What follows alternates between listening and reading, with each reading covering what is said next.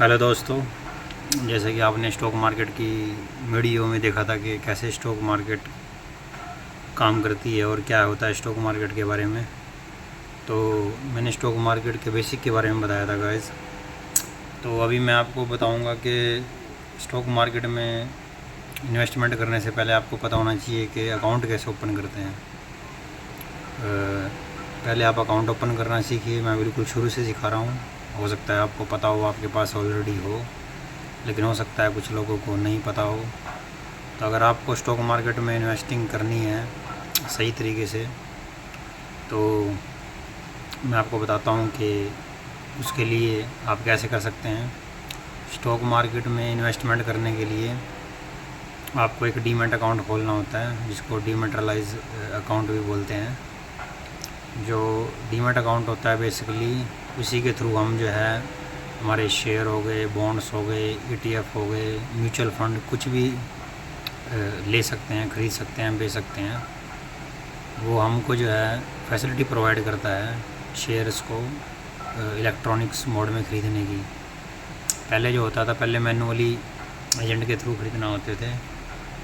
अभी भी ये एजेंट्स होते हैं, बट इसका जो है ऑनलाइन मोड बना दिया गया है। आप ऑनलाइन मोड से शेयर्स ख़रीद सकते हैं, बेच सकते हैं। इसका बिल्कुल सिंपल सा प्रोसेस है। मैं आपको एक माइक्रोसॉफ्ट वर्ड में मैंने लिख रखे हैं स्टेप्स, कुछ मैं आपको बता देता हूँ कैसे ये डीमैट अकाउंट खोलते हैं। तो गाइस देखिए किस प्रकार से ये खुलते हैं, मैं आपको बताता हूँ अभी। सो दोस्तों, अगर आपको डीमैट अकाउंट खोलना हो तो इसको आप बिल्कुल आसानी से खोल सकते हैं। उसको खोलने के लिए आपको सबसे पहले जो है अपना डिपॉजिटरी चुनना होगा।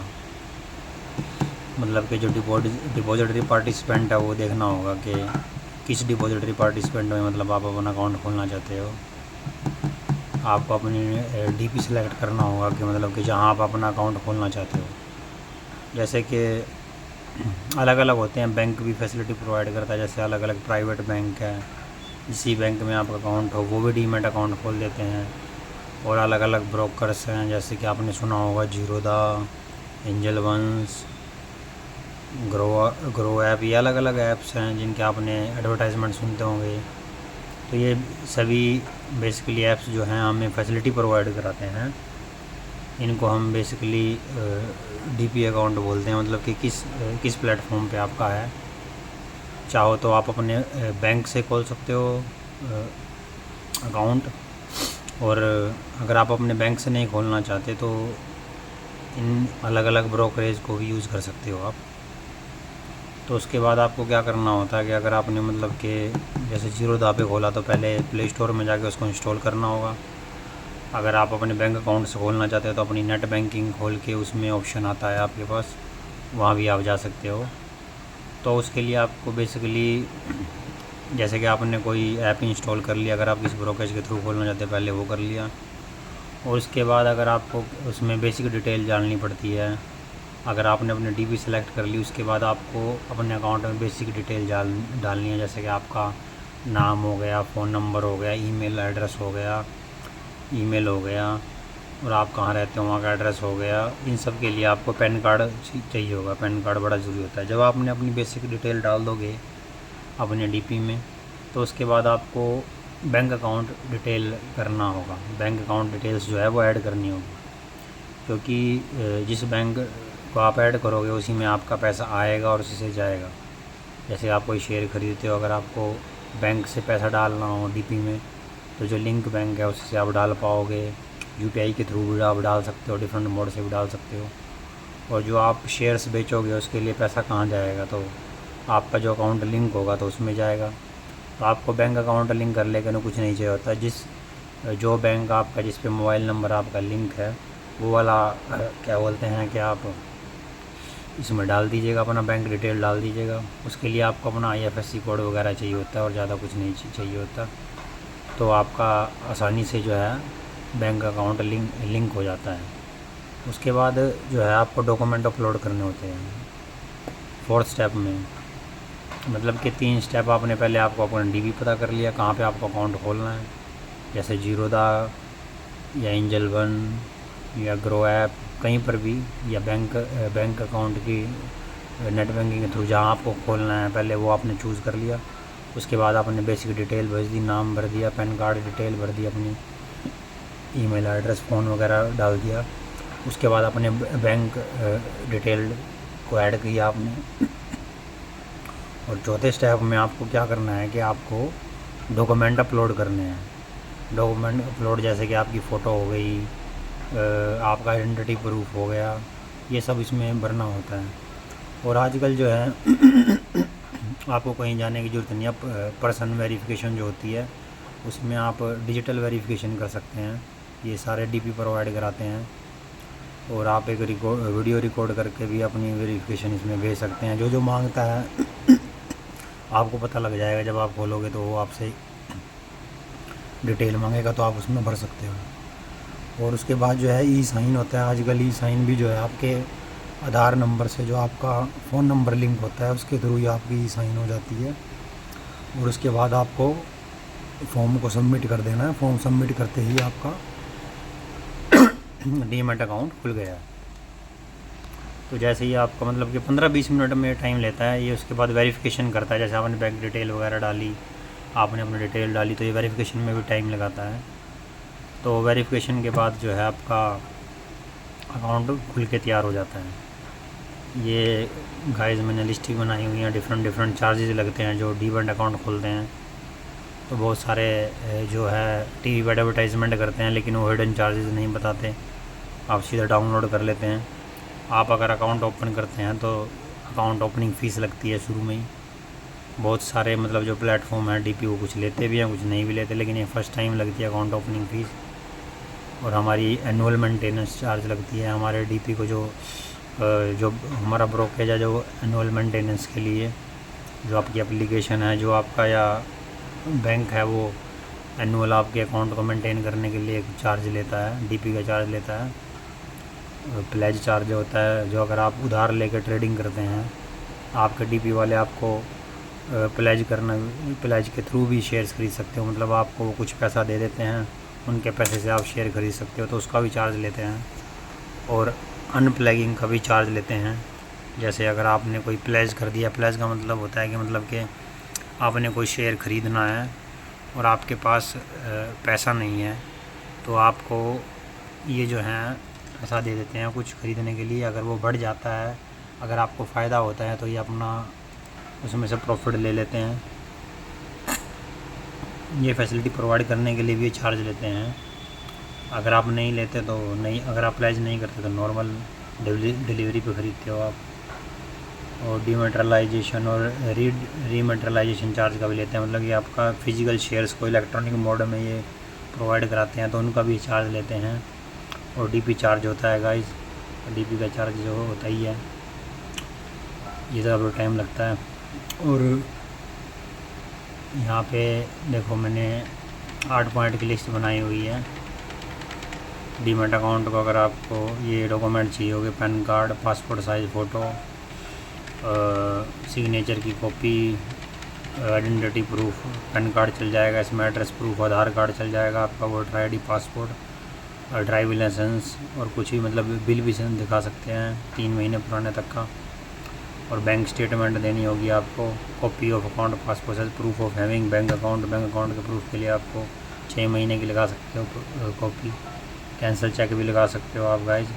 और आईटी रिटर्न जो और पे स्लिप भी डाल सकते हो आप अपने अकाउंट को ऑथेंटिकेट कराने के लिए।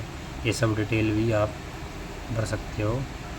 तो ठीक है गाइज, आप को ये चाहिए तो मैं आपको अभी दिखाऊंगा गाइज कि एक थोड़ा डेमो दिखाऊंगा क्या क्या होता है प्लेटफॉर्म, ताकि आपको समझ आ जाए क्या क्या होता है। ये देख सकते हैं दोस्तों आप, ये मेरा डीपी अकाउंट है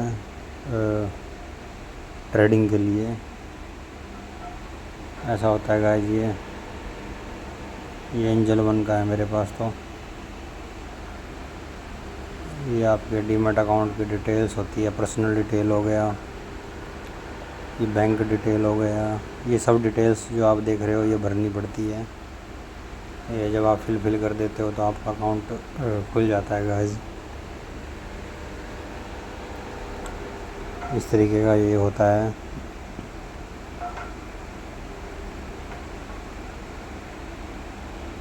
ये किसी भी डीपी को आप डाउनलोड कर सकते हैं, कोई भी ब्रोकरेज किसी भी कंपनी का। मैं किसी को रिकमेंड नहीं कर रहा हूँ यहाँ पर ये लो आप ये लो।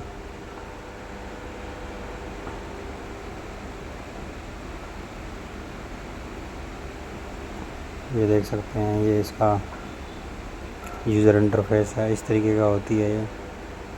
अपने डाउनलोड एक प्ले स्टोर से डाउनलोड करके अकाउंट खोलने के बाद आपका ऐसा बन जाएगा। जो जो इन्फॉर्मेशन मैंने बताई है वो भरने के बाद ये ऑल इन वन प्लेटफॉर्म होता है। इससे आप शेयर भी खरीद सकते हैं, बॉन्ड्स भी, म्यूचुअल फंड्स भी, कमोडिटी में भी कर सकते हैं अगर आपको। ये इधर निफ्टी हो गया, बैंक निफ्टी हो गया, ये सब इंडेक्सेस जो है दिखाए हुए हैं इसमें।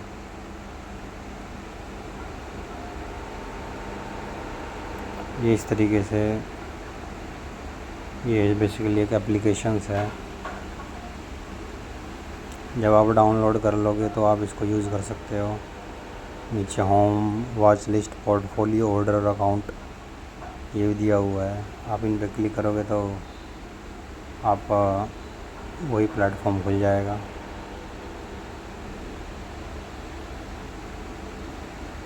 जब आप अपना अकाउंट खोल लोगे तो आप इसको आसानी से यूज़ कर सकते हो। आप देखोगे तो समझ आ जाएगा। मैं आपको यही बताऊंगा कि कैसे कोई शेयर ख़रीदते हैं और बेचते हैं। अगर आप नया नया अकाउंट खोलें तो उसके लिए आपको पास ऐसा कुछ प्लेटफॉर्म नज़र आएगा आपको जो दिखाई दे रहा है।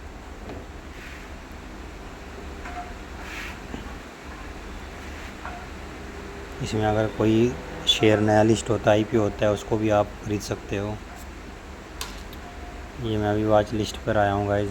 वॉच लिस्ट में डिस्कवर में अलग अलग ये दिखा रहा है कि top gainer, highest return, 52 week low. उन पर क्लिक करते हैं तो वही खुल जाएगा। ये माई वॉच लिस्ट ये मैंने बनाई हुई है गाइस। आप कोई भी शेयर को ऐड करके उसको वॉच लिस्ट में डाल सकते हो खरीदने से पहले कोई भी।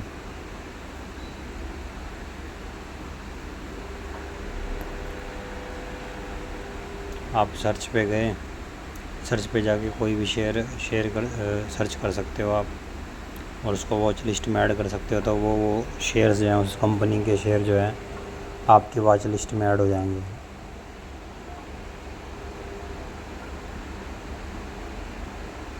या आप कितनी भी वॉच लिस्ट बना सकते हो, 1 2 3 4 5 नई वॉच लिस्ट भी बना सकते हो। और कोई शेयर ऐड करना हो जिस वॉच लिस्ट में करना चाहते हो वो कर सकते हो। जैसे आइडिया का है गाइस, मैंने आइडिया का ये वॉच लिस्ट में ऐड किया था। आपने आइडिया कंपनी का शेयर खोला तो अगर आप उसको ख़रीदना चाहते हो तो उसको ख़रीद सकते हो।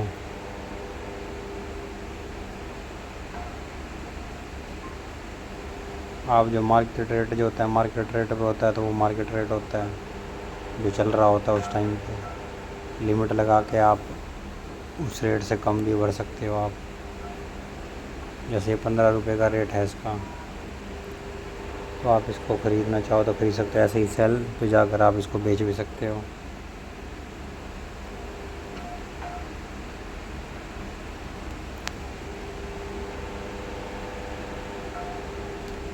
ये चार्ट होता है गाइस। अगर आपको चार्ट देखना हो, मैं निफ्टी पे गया तो ओवरऑल जो निफ्टी 50 का है उसका चार्ट है। आपको भी शेयर्स का चार्ट देखना है तो उस पर जा सकते हो। जैसे आप आइडिया पे गए, उसके मैंने चार्ट पे क्लिक किया, अभी यह आइडिया कंपनी का चार्ट आ गया। चार्ट पढ़ना भी बेसिकली एक आर्ट होती है। धीरे धीरे आपको पता लग जाएगा, इसमें हाई और लो का पता लग जाता है। आज किस प्राइस पे खुला, कहाँ पे गया। टेक्निकल है, इसमें टेक्निकल देख सकते हैं आप गाइस किसी कंपनी के। यहाँ पे बता देता है कि ये बुलिश चल रहा है या बेरिश चल रहा है, मार्केट किस तरफ चल रहा है। इससे ये एक रफ आइडिया आ जाता है। ये डेरिवेटिव्स है गाइस। आगे फंडामेंटल्स में फंडामेंटल्स देख सकते हो आप। ये शेयर होल्डर पैटर्न भी दिखा रखा है इसमें, कितने प्रमोटर्स का है, कितना फॉरेन इन्वेस्टिंग का है, कितने म्यूचुअल फंड ने इस पर्टिकुलर शेयर में इन्वेस्ट किया हुआ है। तो आप बेसिकली किसी भी स्टॉक की डिटेल्स जान सकते हो, किसके कितने प्रमोटर्स है, कितने उस पर पैसा लगाया हुआ है, कितना बाहर से आया हुआ है, कितने डोमेस्टिक ने लगाया हुआ है। तो आप ये सब स्टडी करके शेयर खरीद सकते हैं। ठीक है गाइस, तो इस तरीके से गाइस आप शेयर को ख़रीद और बेच सकते हो डीपी अकाउंट के थ्रू। और मैं जो नीचे डिस्क्रिप्शन में लिंक भी दे दूँगा, अगर आपको डाउनलोड करना हो आप वहाँ से सीधा डाउनलोड करके अपना अकाउंट ओपन कर सकते हैं। तो ठीक है गाइस, अगर आपको ये मेरी वीडियो अच्छी लगी तो इसको लाइक एंड सब्सक्राइब ज़रूर कर देना। नेक्स्ट वीडियो में मैं आपको बताऊंगा कि इन्वेस्टिंग कैसे करते हैं, किसी भी शेयर को ख़रीदने से पहले क्या देखना होता है, किसी के भी कहने से कभी भी शेयर नहीं ख़रीदना होता। आप खुद स्टडी कीजिएगा। अगर आपको थोड़े बहुत ही भी नॉलेज है तब भी आप खुद से अपना शेयर जो स्टॉक है वो पिक कर सकते हैं किसी भी कंपनी का।